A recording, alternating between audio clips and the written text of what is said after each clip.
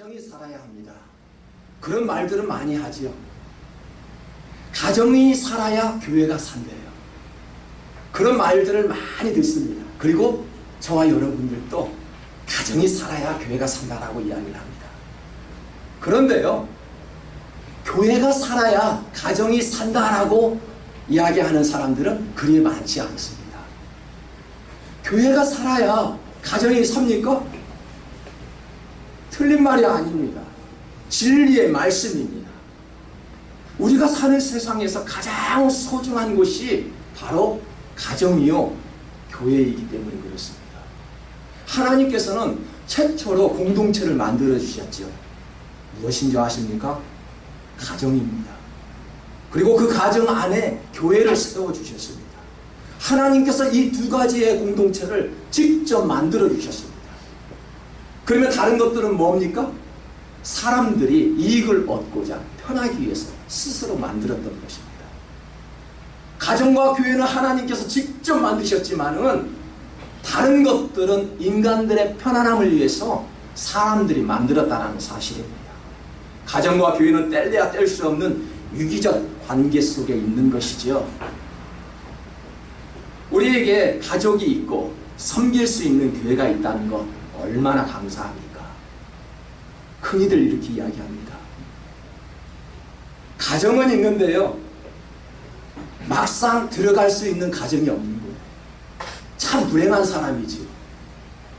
가정이 있는데 내가 쉬지를 못해요. 불편해요. 홈리스와 다름이 없는 것입니다. 교회는 있습니다. 섬길 수 있는 교회가 있는데요, 내 마음이 불편해요. 참 불행한 사람입니다. 여러분, 가정과 교회는요, 편안함이 있어야 되겠지요. 편안함을 추구하는 것이 바로 가정과 교회입니다. 그러한 편안함이 있을 때 정말로 내가 행복한 가정이요, 행복한 교회라고 말할 수 있다는 것입니다. 지금 한국은 추석 연휴를 보내고 있지요. 추석이란 명절이 다가오면은 그 먼 길도 고향을 찾아 몇 시간을 운전하며 고향을 찾았던 과거가 있었습니다. 왜 그 길이 힘들지 아니하고 지루하지 않았습니까? 여러분, 가정이라는 것은요, 왜 우리가 가정을 향해서 모여야 합니까? 왜 추석이면 많은 가족들이 한 곳에 모여야 합니까? 한 해 동안 하나님께서 은혜 가운데 추수할 수 있도록 도와주셨고, 그 추수한 것들로 인하여 맛있는 음식을 함께 나누고요, 또 모처럼 만난 형제와 부모들과 함께 감사의 제사를 지내기 위해서 우리는 가족들과 만납니다. 그래서 민속놀이를 즐기기도 하고요, 헤어져 있었던 그런 가족들과 함께 단합을 하기 위해서 모이는 것이 바로 한국의 명절인 것입니다. 가정은 편안함과 안정을 주는 휴식처지요. 그러나 요즘 가정을 보게 되면은 하숙집과 다를 바가 없습니다. 너무 생활이 바쁘다 보니까 잠만 자고 다음날 이른 아침에 또 출근해야 합니다. 자녀들과 함께, 부부와 함께 대화의 시간이 줄어들고 말았습니다. 현대인의 가정의 모습입니다. 기독교인의 가정이라고 해서 예외는 아니지요. 도덕성이 무너져 버렸고요, 질서가 파괴되는 개인 이기주의 현상이 일어나고 있습니다. 그리고 마음과 육신이 해체되는 그런 가정들이 너무나도 많다는 사실입니다. 이것이 사회적인 문제까지 변화가 되고 있지요. 그런데 사회에서요, 해결할 방법을 찾지 못하고 있습니다. 본문에서 나오는 노아 시대는요, 오늘날과 다를 바가 전혀 없었습니다. 사람의 마음이 악하여 하나님을 탄식케 하고요, 근심케 한 시대였다라고 성경은 기록합니다.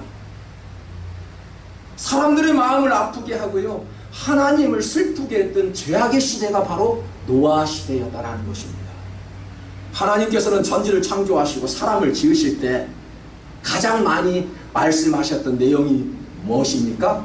하나님이 보시기에 심히 좋았더라 라는 반복을 여러 차례 합니다. 모든 천지를 창조하시고요, 그리고 하나님의 형상대로 사람을 지으실 때 하나님이 보시기에 심히 좋았더라 라고 말씀한 것입니다. 그런데요, 노아 시대 때 와서 보니까요, 하나님께서 이 기뻐하시는 것을 보고 이제는 슬퍼하시고 탄식하고 있을 때 노아의 가정만이 하나님 앞에 충성하고 있다는 것을 지금 보여주고 있습니다. 오늘날에도 세상이 어둡고 악이 판을 치는 이 어수선함 속에서도 하나님을 기쁘게 하는 사람들이 있지요. 그 소수의 사람들만이 하나님을 기쁘게 하는 사람들이 있습니다. 그런 사람들 때문에요, 이 어마어마한 세상이 움직이고요, 우리가 살고 있는 이 도시가 변화가 되고 있고요, 교회가 생명력을 가지고 나아갈 수 있다는 것입니다. 노아에게는 경건하게 살려는 몸부림이 있었지요. 죄지고 싶은 충동이 있었습니다. 우리가 세상에 나아가면 죄를 짓고 싶은 충동이 얼마나 많이 다가옵니까? 노아도 사람인지라 화가 날 때가 있었죠. 소리를 지르고 싶을 때가 있었습니다. 화가 날 때마다 나도 주먹질을 하고 싶을 때가 있었습니다. 욕을 하고 싶을 때도 있었습니다. 하지만 하나님 앞에 대적하면 망한다는 사실을 알았습니다. 이것이 노아에게 주신 하나님의 은혜지요. 은혜를 받았다고 하면서 은혜가 무엇입니까? 라고 물어보면 대답하기가 참으로 어렵습니다. 그러나 어떻게 하면 은혜를 받습니까? 라고 물어보면 여기 계신 모든 분들이 다 알고 계실 것입니다. 은혜가 무엇입니까? 라고 물어보면 은혜 받았다라는 사람도 모릅니다. 은혜가 무엇입니까? 하지만 은혜를 어떻게 받았나요? 라고 물어보면 다 압니다. 은혜를 어떻게 받습니까? 은혜는 예수 그리스도 안에 있지요. 주님 안에 거하는 자가 은혜를 받는 것입니다. 은혜는 하나님으로부터 주어지는 사랑의 표현입니다. 하나님의 사랑은 자신이 죄인임을 인정할 때 주어지지요. 자신의 의지를 내려놓은 자에게만 하나님의 은혜가 주어진다는 사실입니다. 똑같은 환경과 모습 속에 살아도요, 은혜를 입고 살아가는 사람이 있는가 하면은 그렇지 않은 사람들도 있다는 사실입니다. 창세기 6장 8절에 보니까 많은 무리들 중에 노아만이 하나님께 은혜를 입었다라고 기록을 합니다. 왜 이러한 칭찬을 받을 수 있었습니까? 그 무질서한 시대에 홀로 경건하게 살아간다는 것은요, 참으로 어렵습니다. 성경의 말씀도 그러지 않습니까? 세대를 본받지 말래요. 많은 영향을 받고 있는 이 시대에 우리가 어떻게 본받지 않을 수 있을까요? 가만히만 있어도요, 세상의 물이 마음속에 침투하게 되어 있습니다. 하지만 하나님의 말씀은 세대를 본받지 말라라고 강력하게 말씀하십니다. 참으로 어려운 시대에 경건하게 살아간다는 것, 어려운 말씀입니다. LA에 사는 한인들을 보면은 1992년 LA 흑인 폭동 사건을 잊을 사람이 없습니다. 분명하게 기억하고 있습니다. 그 일주일 만에 있었던 그 폭동이 그 안에서 53명이 죽었지요. 그리고 많은 수천 명의 사람들이 부상을 당하고 말았습니다. 이 무질서한 시대에 얌전했던 민족들도, 흑인들만 뿐만 아니라 그 얌전했던 다른 민족, 타민족들도 이 무질서한 시기를 틈타 한인들의 상가에 들어가 약탈을 하고 물건을 빼앗아 도망치기 시작하였습니다. 여러분, 은혜를 입은 사람들을 보면은요, 무질서한 상황 속에서도 흔들리지 않는 믿음을 가지고 있습니다. 그게 믿음의 사람이죠. 조금 어렵다고, 뭔가 불편하다고 마음이 요동치지 않는다라는 사실입니다. 은혜를 입은 사람들을 보면 무질서한 상황 속에서도 흔들리지 않는 믿음으로 오히려 세상을 정죄하지요. 왜 저럴까? 세상을 미워하게 됩니다. 히브리서 11장 7절에 보니까 믿음의 노아를 보십시오. 노아는 아직 보지 못하는 일에 경고하심을 받아 경외함으로 방주를 예배하여 그 집을 구원하였으니 이로 말미암아 세상을 정죄하고 믿음을 쫓는 의의 후사가 되었느니라 라고 말씀을 합니다. 경고란 무엇입니까? 경고. 하나님의 말씀입니다. 오늘 아침에 잠깐 에스겔을 한번 묵상해 보았습니다. 하나님께서는 에스겔을 통해서 하나님의 말씀을 이스라엘 백성들에게 선포합니다. 그런데 이스라엘 백성들은 귀가 있어도 입이 있어도 하나님의 말씀을 듣지 못하고요, 하나님의 말씀을 선포하지 못합니다. 참으로 불행한 시대였습니다. 경고는 하나님의 말씀입니다. 물이 어디에서 흘러나지요? 높은 곳에서 낮은 곳으로 물이 흐르듯이 은혜 또한 흐르는 장소가 있습니다. 은혜도 아무 쪽으로 흐르지 않습니다. 은혜는 반드시 하나님을 사모하는 마음을 향해서 은혜는 흘러가게 되어 있습니다. 은혜가 없다면요, 환경을 탓하지 마시고요, 먼저 자신을 점검해 보아야 할 것입니다. 교회를 탓합니까?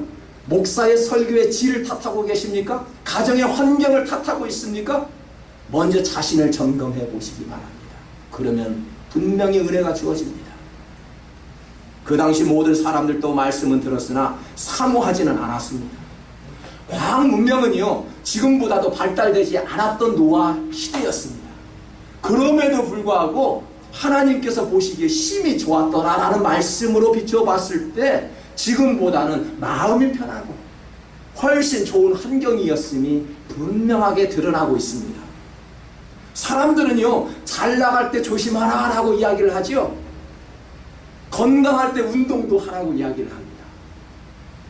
바울은 뭐라고 이야기합니까? 너가 선질로 생각하느냐? 넘어질까 조심하라고 이야기했습니다. 많은 돈을 가지고 계신 분 계십니까? 많은 창고에 큰 애물을 저축하고 계시는 분이 있습니까? 있을 때 조심하랍니다. 언제 하나님께서 그 취한 것도 빼앗아 갈지 모른다라고 말씀을 합니다. 오늘날 우리 사회를 보면은요, 이처럼 노아 시대를 연상케 하지. 자살, 살인, 성폭력, 그런 뉴스거리들이 매일매일 하루를 빠지지 아니하고 우리가 들을 수 있습니다. 이러한 잘못을 저질렀음에도 불구하고, 이런 악행을 저지르고 있음에도 불구하고 자기의 잘못을 반성하기는커녕 나는 잘못이 없다며 양심의 가책도 받지 않습니다. 자신의 잘못이 무엇인지도 깨닫지도 못합니다. 상대방을 책망하지요. 나를 바라보는 것이 아니라 먼저 훈계하는 사람들을 지적합니다. 왜 그럴까? 오늘날의 사람들의 모습입니다. 그들이 물질이 부족해서 그렇습니까? 환경이 부족해서 그들이 그렇습니까? 부족한 것이 전혀 없습니다. 부족한 것들이 있다면 하나님의 은혜, 즉 하나님의 사랑이 결핍되었기 때문에 그런 현상이 일어나는 것입니다. 하나님의 은혜를 입은 노아의 가정을 보십시오. 축복이 넘치는 가정이었습니다. 여러분, 축복은 순종에서 시작된다는 사실을 기억하시기 바랍니다. 왜 다른 사람들을 축복받는데 왜 나에게는 축복이 임하지 않을까? 라고 생각되시는 분 계십니까? 여기에서 말하는 축복이라는 것은 어떠한 것들을 많이 가졌다? 저 사람이 가진 것 나도 가졌다가 아닙니다. 하나님이 주신 그 기쁨입니다. 그 기쁨이 있으면요, 모든 것을 가졌다라고 이야기하지. 예수 믿는 사람들은 그렇습니다. 제대로 예수를 믿는 사람들은요, 하나님의 기쁨으로 살아가지요.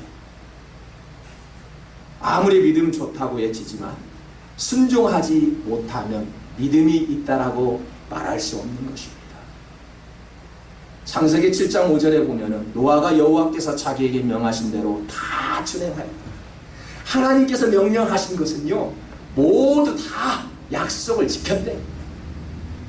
사람들은요, 세상에 주는 즐거움을 누리고 있을 때 노아는 하나님의 말씀을 듣고 방주를 짓기 시작하였습니다. 아내와 아들들과 며느리들과 함께 홍수를 피하기 위해서 방주에 들어갔지요. 좁은 공간에 사람들만 들어갔을까요? 여러분들 잘 아시다시피 방주의 크기는 축구장만한 크기라고 이야기합니다. 이 공간에 8명의 식구가 들어갔습니다. 그런데 하나님께서는 너희들만 들어가지 말고 모든 짐승과 날고 기는 모든 짐승들을 암수 한 상씩 데리고 가라고 명령하였습니다. 마다하지 아니하고요, 암수 둘씩 데리고 방주 안에 들어가라고 했을 때 순종의 모습을 보였습니다. 비가 내리지 않는 지역에서 방주를 만들라고 하니 도저히 이해가 되지 않았습니다. 냄새나는 짐승들까지라도 데리고 가라고 하니 참 답답한 마음뿐이었을 것입니다. 여러분, 성경 구석구석을 찾아봐도요, 우리의 상식에 맞게 하나님께서 명령하신 것을 저는 보지 못하였습니다. 우리의 상식에 맞게 당연히 내가 할 수 있는 것을 했을 때 그게 순종입니까? 아니죠. 하지만 우리는 뭐예요? 할 수 있는 것 같은 것도 우리는 하지 못하잖아요. 하나님 앞에 정말로 많은 달란트를 줬는데도 불구하고 내가 부진을 하지 못하여, 내가 다른 일로 인하여 나의 능력까지도 하나님 앞에 내놓을 수 없습니다. 하나님은요, 우리에게 이해되는 것, 그러한 것으로 순종이라고 말하지 않지요. 아브라함에게 사랑하는 아들 이삭을 번제로 드리라고 했습니다. 저도 아들 하나가 있지만 하나님 앞에 드리라고 하면 저도 참 많이 생각해 보아야 합니다. 여호수아에게요, 창과 방패를 가지고 싸워라 라고 이야기를 해야 되는데요, 여리고성을 하루에 한 번씩 6일 동안 돌아라고 명령합니다. 참 이해가 가지 않습니다. 우리 힘으로는 싸워야 합니다. 모세에게요, 앞에 홍해 바다가 턱 지키고 있었습니다. 하나님께서 명령하시죠. 너가 가지고 있는 지팡이를 들고 저 홍해 바다가 갈라지기를 기도하라라고 명령하였습니다. 이게 하나님의 명령입니다. 우리의 상식에 맞는 일입니까 이게? 하지만 이들은 하나님의 명령에 다 순종하였더니 하나님께서 길을 열어주셨습니다. 이것이 바로 순종입니다. 말도 안 되는 것 같지만 순종을 통해서 하나님은 축복 주시기를 원하십니다. 당연히 할 수 있는 것 가지고 순종이라고 말하지 않고요, 내 기분, 내 상식에 맞지 않아도 행하는 것이 순종입니다. 여러분, 가정에 축복받기를 원하십니까? 자녀들이 복받기를 원하십니까? 순종의 모습을 가르쳐야 합니다. 노아에게 120년 동안 방주를 지켜 하셨습니다. 120년 동안 방주를 지었대요. 그런데 이 노아의 가정들을 보니까요, 아이고 1, 2년이면 지을 수 있을 텐데 왜 하나님께서는 120년 동안 방주를 지으라고 명령하실까? 라고 말하지 않았습니다. 하나님께 이들은 많은 것들을 질문하고 싶었지만은 그러한 질문을 던질 수가 없었습니다. 고약한 냄새가 나는 짐승들과 함께 방주에 들어가야 한다라고 말할 때 하나님 무슨 소리입니까? 그 냄새나는 짐승들과 어떻게 생활하라고요? 불평의 소리를 하지 않았습니다. 이처럼 시험과 순종 후에는요, 반드시 축복이 온다는 사실입니다. 창세기 7장 16절에 보면 특이한 점을 하나 발견할 수 있습니다. 잘 들어보시기 바랍니다. 들어간 것들은 모든 것의 암수라 그에게 명하신 대로 들어가매 여호와께서 그를 들여보내고 문을 닫으시니라. 하나님께서 문을 닫았대요. 여러분, 이게 방주라고 생각해 보십시오. 밖에 문을 우리가 닫았던 것이 아니라 어느 누가 잠궈버렸습니다. 그 사람이 열어주지 못하면 우리는 나갈 수 없어요. 우리가 잠궈 있는 열쇠가 아닙니다. 누군가가 잠궈버렸어요. 지금 방주를 보니까요, 노아의 식구들이 잠궈야 되는데 하나님께서 친히 잠그셨대요. 이들은 나갈 수가 없습니다. 하나님께서 반드시 열어주야만 이제는 그들은 나갈 수 있습니다. 세상 구경을 할 수 있다라는 말입니다.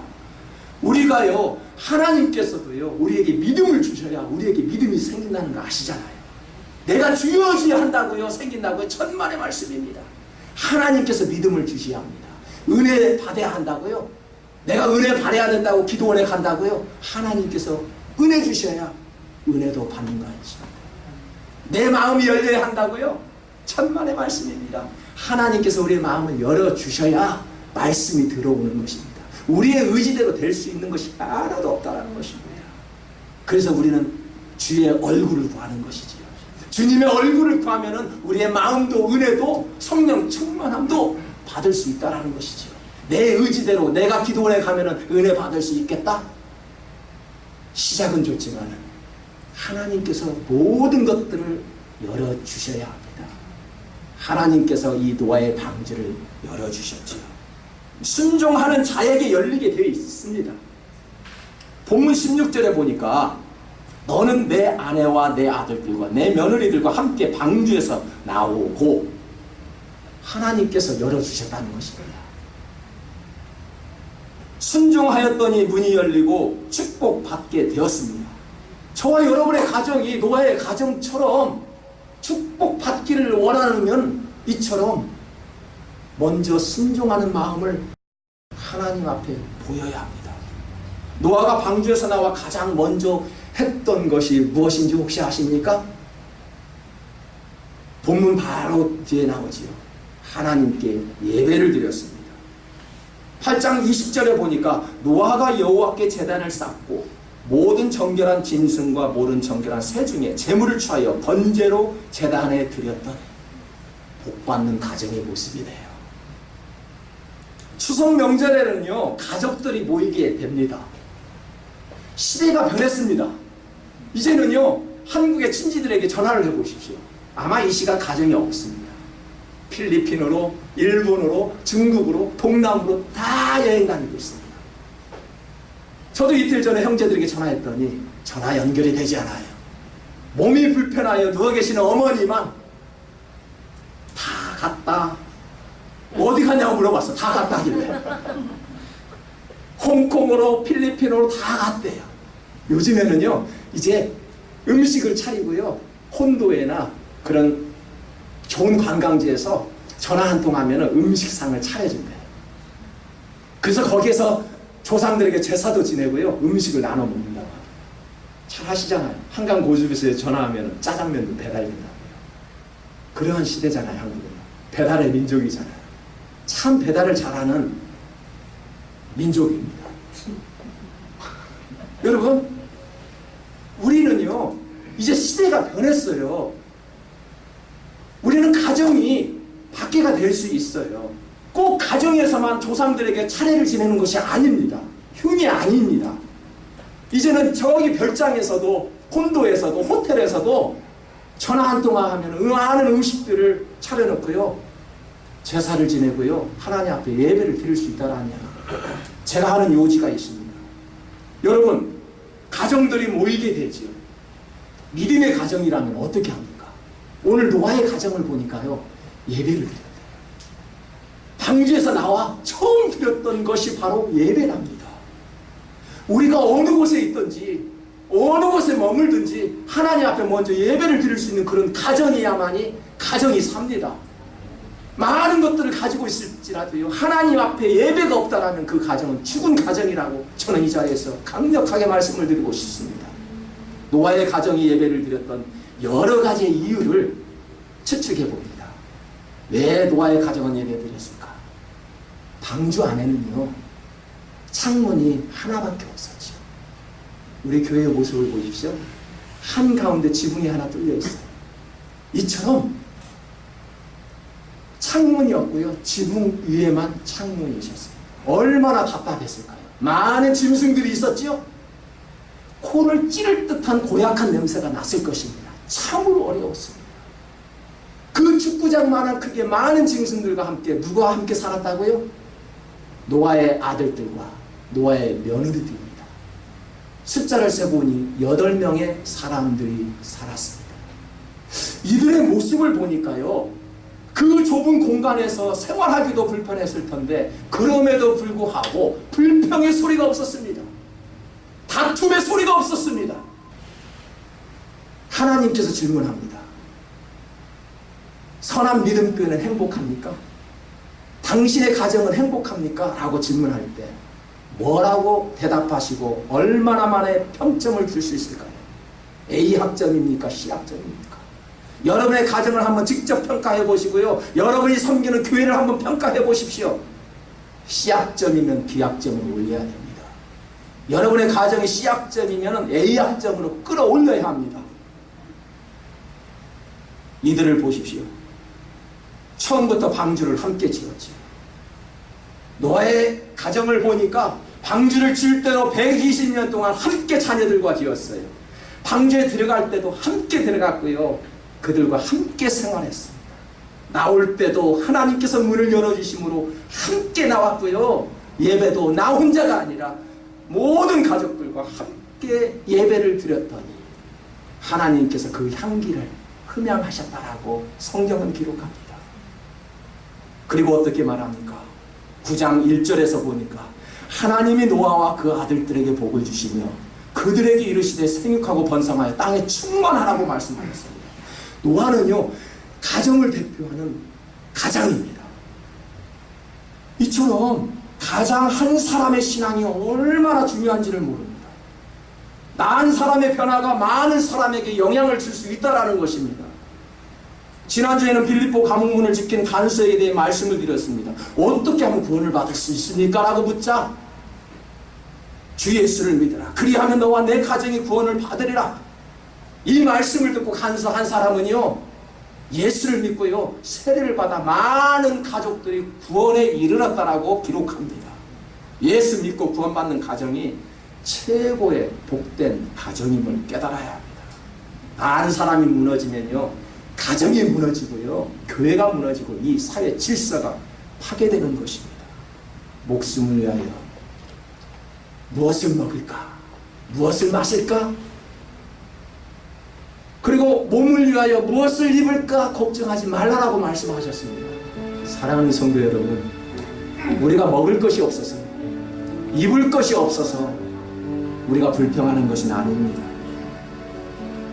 우리가 어떻게 살아가야 하는지를 몰라서 마음 아파하고 있다는 사실입니다.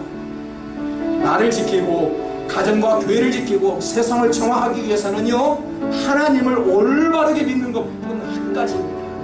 노아의 가정처럼 순종하는 가정, 예배하는 가정, 그래서 하나님의 은혜 가운데 축복받는 가정 모두가 되시기를 주님의 이름으로 다시 한번 축복합니다.